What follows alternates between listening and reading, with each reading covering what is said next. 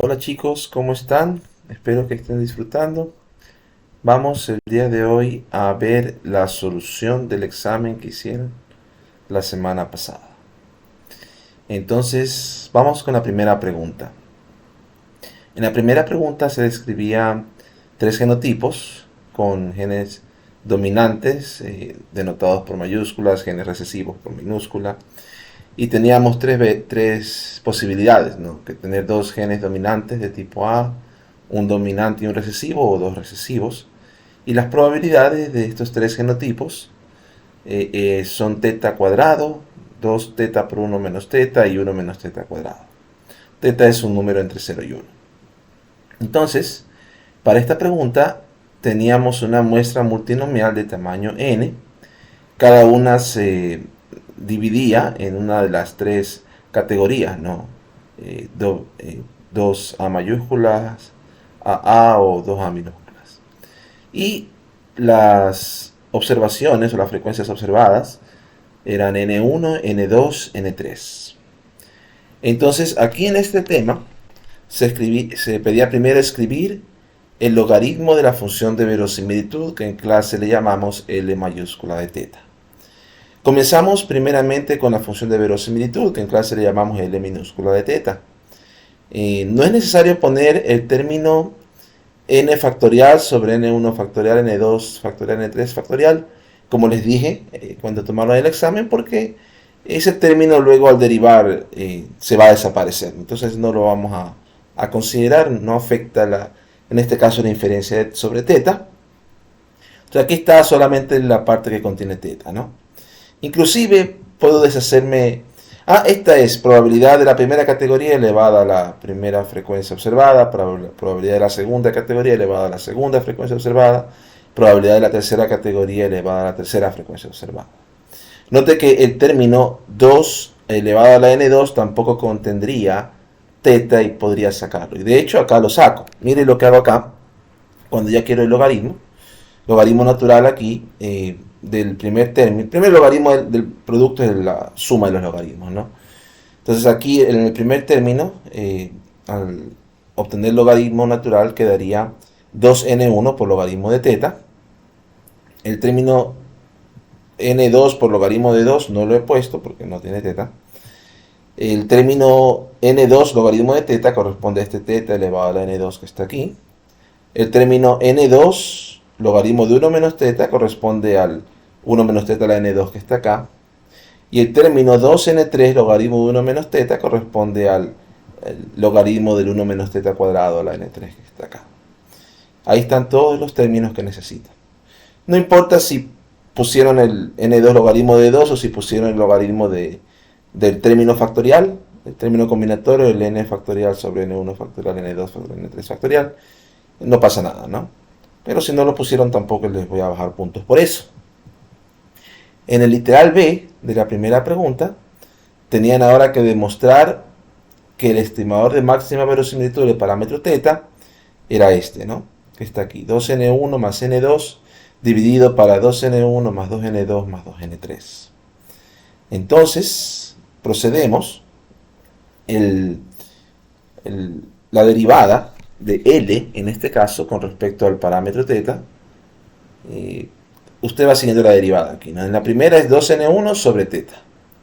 Y aquí está el término 2n1 sobre teta. En la segunda es n2 sobre teta. La derivada del logaritmo de teta es 1 sobre teta, ¿no? Entonces n2 sobre teta. Y como tienen ambos sobre teta, entonces los uní. Acá tendré n2 sobre 1 menos teta por la derivada de lo que está dentro, regla de la cadena, quedaría por menos. Entonces por eso aquí queda el menos n2 sobre 1 menos teta. Y lo mismo ocurre acá, ¿no? 2n3, la derivada del logaritmo de 1 menos teta, quedaría sobre 1 menos teta. Y por la derivada de lo que está dentro quedaría menos. Ambos serían negativos en derivada. Lo saco aquí como factor común el menos 1, ¿no? Aquí está el negativo. Por último, esta derivada la igualamos a 0. Aquí tengo una ecuación. Multiplicamos ambos lados de esta ecuación por teta, 1 menos teta. Entonces del lado de 0 queda 0, ¿no? Y del lado de acá quedaría 1 menos teta por 2n1 más n2. Y aquí quedaría teta multiplicado por n2 más 2n3, en negativo, ¿no? Note usted que teta aparece en negativo tanto aquí como acá. Entonces por eso es que ahí te da como factor común menos teta. ¿Quién queda aquí multiplicado por 1? 2n1 más n2. ¿Quién queda multiplicado por menos teta? Quedaría 2n1 aquí. Aquí tengo n2 y acá también tengo n2, entonces quedaría 2n2. Y tengo también el factor aquí 2n3. Los tres están multiplicando a menos teta. Entonces menos teta es factor común. Y ya de aquí es fácil, ¿verdad? Despejar teta. Va a quedar esto sobre esto. Y eso es lo que está aquí como respuesta, ¿no? Ese era el literal B. Para el literal C, tenían que demostrar que menos la segunda derivada de L con respecto a teta tenía esta forma, esta expresión. Y que el valor esperado de esta expresión es 2n sobre teta 1 menos teta. Entonces, esta es sencilla. Aquí tengo ya la primera derivada con respecto a teta. Y acá calculo la segunda derivada, ¿no? Como aquí teta aparece en el denominador, tengo teta a la menos 1, entonces la derivada sería teta a la, menos teta a la menos 2, ¿no? Entonces queda aquí teta cuadrado por un menos. Algo similar ocurre acá. Tengo 1 menos teta en el denominador, o 1 menos teta a la menos 1. Entonces quedaría menos, ahí sería más, 1 menos teta cuadrado, pero por la derivada de lo que está dentro, por la derivada de la cadena, se vuelve a hacer menos. Entonces realmente quedan ambos con menos. Y claro, ya de aquí se cambia de signo y quedaría lo que está acá arriba, ¿no? Ambos con más. Menos la segunda derivada de L con respecto a teta. Queda esta expresión, pero cambiando los menos por más. Ahora, note que en esta expresión se encuentran las variables aleatorias n1, n2 y n3. Y nos piden aquí el valor esperado de esta expresión. Entonces, tenemos que calcular el valor esperado de esta variable aleatoria. Recordemos que como es multinomial, el valor esperado de n1 es n por la probabilidad de estar en la primera categoría, que es teta cuadrado. Valor esperado de n2 es n por la probabilidad de estar en la segunda categoría, que era 2 teta por 1 menos teta. Y el valor esperado de n3 es n por la probabilidad de estar en la tercera categoría, que es 1 menos teta al cuadrado. Entonces, estas tres expresiones las reemplazamos aquí. Entonces, aquí, por ejemplo, quedaría 2 por n teta cuadrada. Más, en esta, n2, el valor esperado queda 2n teta por 1 menos teta. Y todo esto sobre el teta cuadrado que estaba aquí, ¿no? Recuerde que el menos se deshizo al poner aquí el menos. Acá tenemos la expresión n2 más 2n3. Entonces, el valor esperado de n2 es 2n teta por 1 menos teta. 2n3, el valor esperado sería 2 por el valor esperado de n3, que es n por 1 menos teta cuadrado. Entonces aquí ya queda un poquito de trabajo de álgebra. Note que todos los términos tienen 2n, entonces saco 2n como factor común. Y aquí voy haciendo uno por uno, ¿no? Teta cuadrado sobre teta cuadrado quedaría 1. Teta por 1 menos teta sobre teta cuadrado quedaría 1 menos teta sobre teta. Teta por 1 menos teta sobre 1 menos teta cuadrado quedaría teta sobre 1 menos teta. Y finalmente 1 menos teta cuadrado sobre 1 menos teta cuadrado queda 1. Aquí hice un denominador común, teta por 1 menos teta, lo saqué. Entonces este 1 con este 1 que se hacen 2, se multiplicarían por ese denominador común, 2 teta por 1 menos teta. Aquí al dividir teta 1 menos teta para teta, quedaría 1 menos teta por 1 menos teta, quedaría 1 menos teta cuadrado. Al dividir teta 1 menos teta para 1 menos teta, quedaría teta, y por teta quedaría teta cuadrado. Aquí hacemos las multiplicaciones, 2 teta menos por 1 queda 2 teta, y 2 teta por menos teta queda menos 2 teta cuadrado. Este es un trinomio de el cuadrado de un binomio, mejor dicho. Entonces queda el cuadrado del primero, 1 menos 2 teta y más teta cuadrado. Y al final más teta cuadrado. Note que menos 2 teta cuadrado se va con estos 2 teta cuadrado, y más 2 teta se va con menos 2 teta. Y toda esta expresión se reduce a 1 y nos queda lo que necesitábamos, ¿no? 2n teta por 1 menos teta. Finalmente, en el literal D se nos pedía utilizar el resultado literal anterior para obtener el error estándar asintótico de teta sombrero. Recuerde que el error estándar asintótico está en función de la función de información y de teta. Y esta función de información es el valor esperado que acabamos de calcular, 2n sobre teta 1 menos teta. Y la varianza asintótica de teta sombrero es el recíproco de la información. Entonces quedaría teta por 1 menos teta sobre n. Y aquí un errorcito. Aquí debería ir un 2n acá abajo, ¿no? Ahí me confundí un poquito. Aquí debería ir 2n. De hecho, déjenme ver si de una vez, antes de subirles al aula virtual, corrijo ese error. Déjenme abrir rapidito mi RStudio y vamos a corregir ese error. El recíproco no tiene por qué irse el 2, ¿no? Entonces, déjenme abrir rapidito mi RStudio y les corrijo, ¿ya? Deme un segundito. Voy a corregir esto. Creo que como estoy grabando el R se ha vuelto lento. Esperémosles un ratitito aquí, por favor. Ya, ahí está abriendo. Ahí abrió el examen. Muy bien. Aquí está. Entonces, el recíproco queda aquí abajo. Queda 2n. Ahí está. Y entonces acá abajo también quedaría 2n. Perfecto.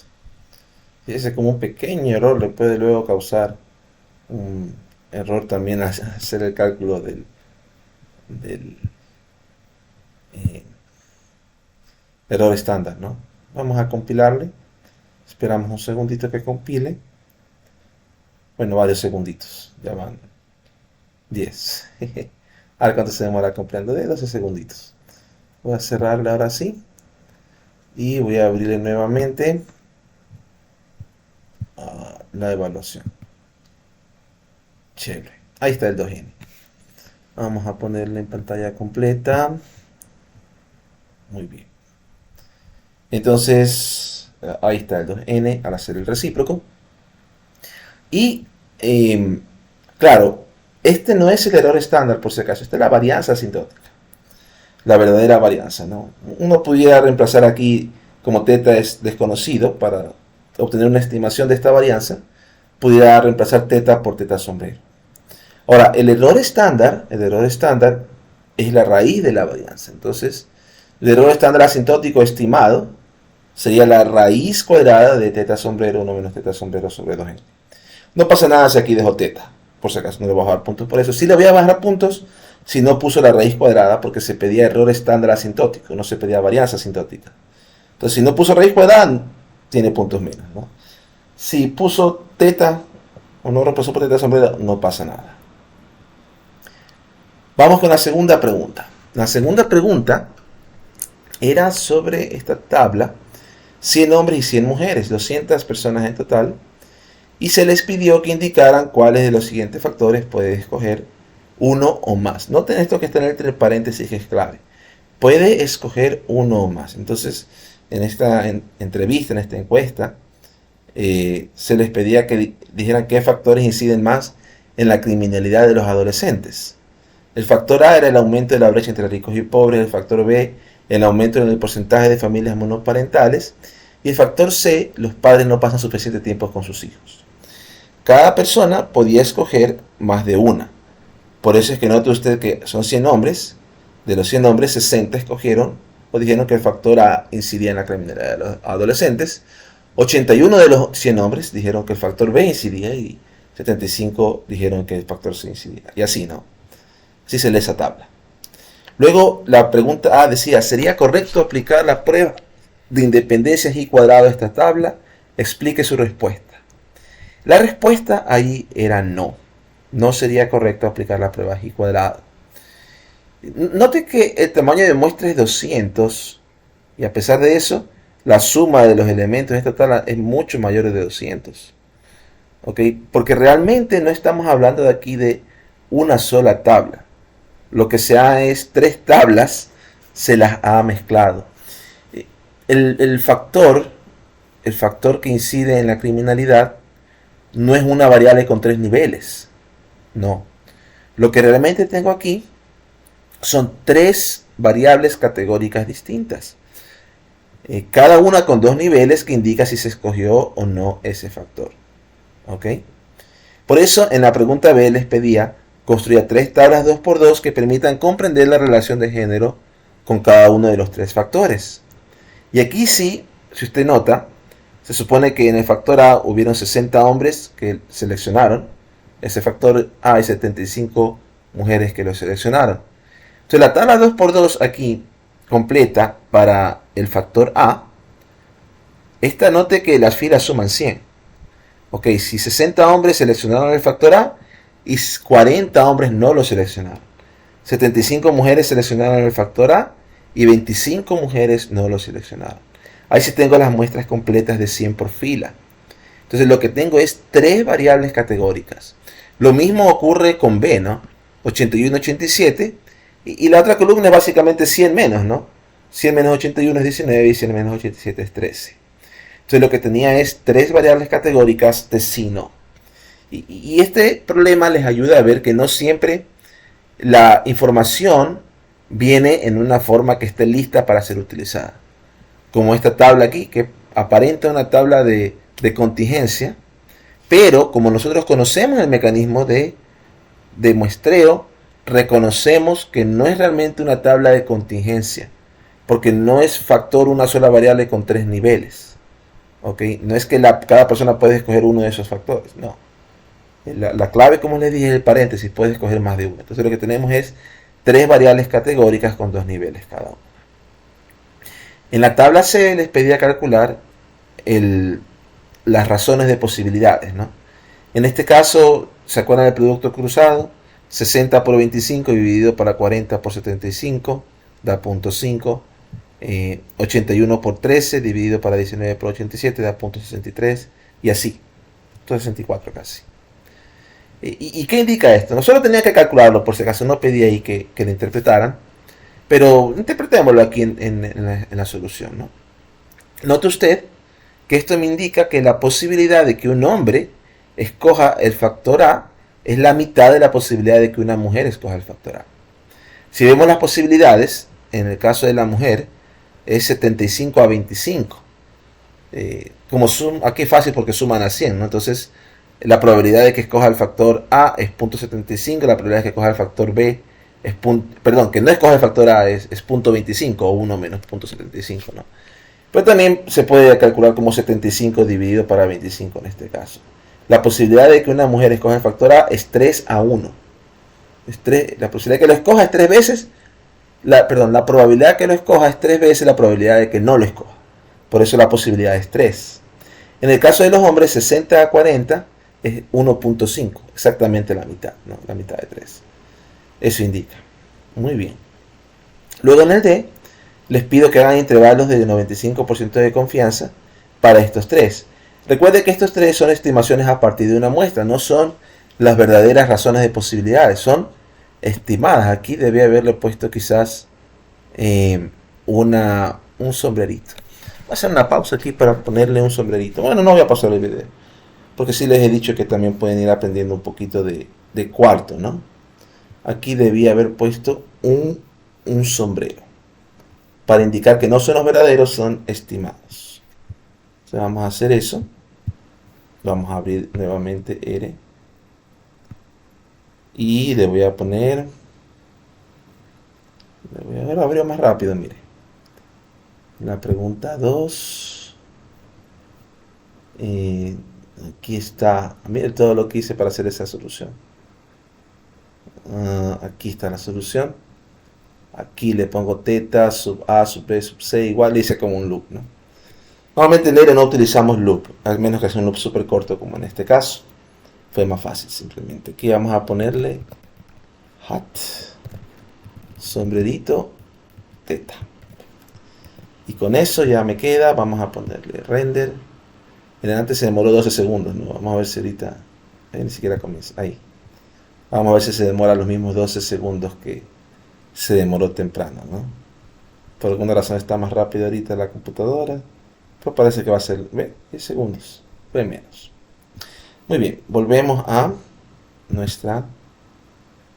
Ahí está el sombrero. El sombrero indica que realmente son estimaciones, no son las verdaderas razones de posibilidades. Por eso hacemos intervalos de confianza para las verdaderas. Entonces, aquí están los intervalos de confianza. El logaritmo de θ con 95% de confianza pertenece al intervalo logaritmo de la estimación 0.5 más menos 1,96 por el error estándar. ¿Se acuerdan que vimos que bajo el método de Wald el error estándar era la raíz de 1 sobre n11 más 1 sobre n12, 1 sobre n21 más 1 sobre n22? Entonces, aquí está el error estándar, aquí está el intervalo de confianza para el logaritmo. Ese intervalo tenía que luego exponenciarlo, e elevado a cada uno de los límites. Entonces, el intervalo para θ es 0.27.91. Note que no contiene al 1, es decir, parece ser que no son iguales los verdaderos razones de posibilidades, ¿no? En cambio, en θb sí contiene al 1. Entonces, θb parece ser de que pudiera ser de que hombres y mujeres tengan la misma opinión sobre el factor b, porque el 1 está contenido dentro del intervalo, ¿no? Ahora, es curioso aquí lo que ocurre con el c. El c contiene al 1 en el intervalo, pero usted dice, como si el c no tenía como razón de posibilidades 0.48 menos que 0.5. ¿Cómo es que su intervalo contiene al 1 y el de acá no? Bueno, fíjese, ¿no? La diferencia entre 0.5 y 0.48 es realmente de 2 centésimas, ¿no? 2 centésimas. En el caso de ver aquí en el logaritmo, 0.69, 0.71 siguen siendo 2 centésimas. Pero note lo que pasa en el error estándar. Note usted aquí, ¿se acuerda que dijimos en clases que la varianza aquí se ve afectada por la frecuencia observada más pequeña? En este caso, el valor más grande de estas fracciones que están aquí es un 25avo, porque tiene el denominador más pequeño, por ende este es el más grande. Mientras que acá el valor más grande es un 14avo, 1 sobre 14. ¿Qué efecto tiene esto? Bueno, ese 1 sobre 14, al sacarle raíz cuadrada, note cómo afecta el error estándar. Aquí estamos hablando de 0.369, casi 0.37. Acá estamos hablando de 0.38, casi 0.31. Es decir, 6 centésimas de diferencia. 6 centésimas de diferencia multiplicadas ahora por 1.96, es decir, casi por 2. 6 centésimas, al multiplicarle por 2 se vuelve 12 centésimas, o más de una décima. Por eso es que usted ve que aquí el 0.91 se afecta en más de una décima, 1.007. Claro, no llega a 1.1, una décima completa, porque de todos modos sí comenzó más abajito, comenzó en logaritmo de 0.48, que es menos 0.71. Pero este tiene un error, aunque salió menor, tiene un mayor error estándar. Entonces en este caso, este intervalo es más ancho y contiene al 1. Note que también por el otro lado también es menor, ¿no? Aquí es 0.27, acá es 0.23. Entonces es un intervalo más ancho. Por eso contuvo al 1. Es más ancho, está centrado un poco más a la izquierda que el de acá, ¿verdad? Pero contiene al 1. ¿Ok? Seguimos con la siguiente pregunta. La pregunta 3. Se pedía aquí que se calcule la estadística de Goodman y Kruskal. También se mencionó en la pregunta que como raza tiene dos categorías realmente. No importa si se la trata como nominal o ordinal cuando solo tiene dos categorías, ¿no? Cuando tiene más de dos, ahí sí como que hace más diferencia. Para este ejercicio les pedí que la traten como ordinal usando el orden que está en la tabla, ¿no? Es decir, así como aquí tengo el orden disatisfecho, neutral, algo satisfecho y muy satisfecho para satisfacción laboral, vamos a suponer que el orden aquí es negro, blanco, ¿okay? Tal como aparece en la tabla. Siendo así, los pares concordantes, si aquí veo estos 19 y lo comparo con alguien que tenga una categoría mayor en raza y una categoría mayor en satisfacción, sería compararlos con los 40 de aquí, los 215 y los 430. Estos 13, compararlos con los 215 y los 430, y los 42 con los 430. Ahí tendría todos los pares concordantes, en total dan 39.460. Para los pares discordantes, consideraría, por ejemplo, estos 13 que tienen mayor insatisfacción laboral, los compararía con estos 47 que tienen menor insatisfacción laboral, pero mayor en raza. Entonces, esos 13 se comparan con los 47, los 42 con los 47 y los 40, y los 59 de acá con 47, 42, 15. En total le salen 22.000 pares discordantes. Entonces aplicamos la fórmula que vimos en clase y me sale .28, ¿no? No es 0, obviamente es positiva. Es más cercano a 0 que a 1, eso sí. Pero tampoco es que es tan despreciable, ¿no? Les pedí que hagan un estadístico de prueba de y cuadrado. Solo les pedí que calcularan el estadístico, porque no les di tablas y cuadrado en el examen. Entonces, bastaba con la respuesta, 16.84. Recuerde cómo era el cálculo, ¿no? Tenía que calcular los totales de las filas, totales de las columnas, y entonces hacer la frecuencia para las esperadas. Las esperadas, frecuencias esperadas, la total de la columna por total de la fila dividido por el tamaño de muestra. Una vez que tenía las 8 frecuencias esperadas, tenía que hacer frecuencia observada menos frecuencia esperada al cuadrado dividido por la frecuencia esperada y sumar. Esa suma daba 16.84. Yo aquí estoy incluyendo la solución que tiene 3 grados de libertad porque es 2 menos 1 por 4 menos 1, es 3 grados de libertad. Y valor P he incluido, .007, ¿no? Es decir, habría evidencia de que no son independientes. Luego les pido en la literal C que calculen los 8 residuos de Pearson. Recuerde que es frecuencia observada menos frecuencia esperada dividido por la raíz de la frecuencia esperada. Estos son los residuos de Pearson. También recuerde que si usted suma los cuadrados de estos residuos debería darle 16.84, ¿no? Después les pedí que calcularan los 8 residuos estandarizados. Los 8 residuos estandarizados son los de Pearson. ¿Se acuerda que era el de Pearson dividido para 1 menos la proporción de la fila por 1 menos la proporción de la columna, ¿no? Dentro de la raíz cuadrada iba eso. Entonces, en ese caso, estos residuos tienen varianza 1. Entonces, ahí sí, o varianza sintáctica 1. En todo caso, ahí están los residuos estandarizados.